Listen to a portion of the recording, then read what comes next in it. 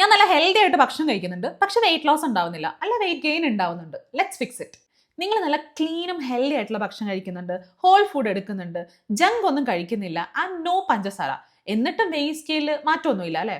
നമുക്ക് എന്താ കാരണം നോക്കാം. നമ്മൾ ഈ ഹെൽത്തി ഫുഡ് എന്ന് പറഞ്ഞ് കഴിക്കുന്നതേ ഹെൽത്തിയാണ്, പക്ഷെ കലറി ഡെൻസ് ആണ്. അതായത് നമ്മളത് കൂടുതലായിട്ട് കഴിക്കുകയാണെന്നുണ്ടെങ്കിൽ, അളവിൽ കൂടുതലായിട്ട് കഴിക്കുകയാണെന്നുണ്ടെങ്കിൽ വെയിറ്റ് ഗെയിൻ ഉണ്ടാവും, ഇല്ലെങ്കിൽ വെയിറ്റ് ലോസ് സ്ലോ ഡൗൺ ചെയ്യപ്പെടും.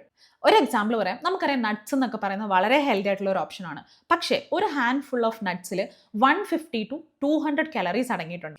അവക്കാഡോ നമുക്കറിയാം വളരെ ഹെൽത്തി ആയിട്ടുള്ള ഒരു ഫ്രൂട്ടാണ്, നല്ല ഗുഡ് ഫാറ്റ് അടങ്ങിയിട്ടുള്ള ഒരു ഫ്രൂട്ടാണ്. പക്ഷെ അതിലുള്ള കലറീസ് എത്രയാണെന്നറിയോ?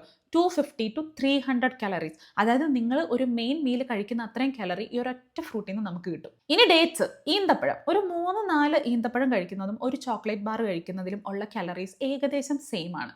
യെസ്, ഈ പറഞ്ഞ ഫുഡെല്ലാം വളരെ ഹെൽത്തിയാണ്, വളരെ ന്യൂട്രീഷ്യസ് ആണ്, പക്ഷേ കാലറീസ് സ്റ്റിൽ മാറ്റർ.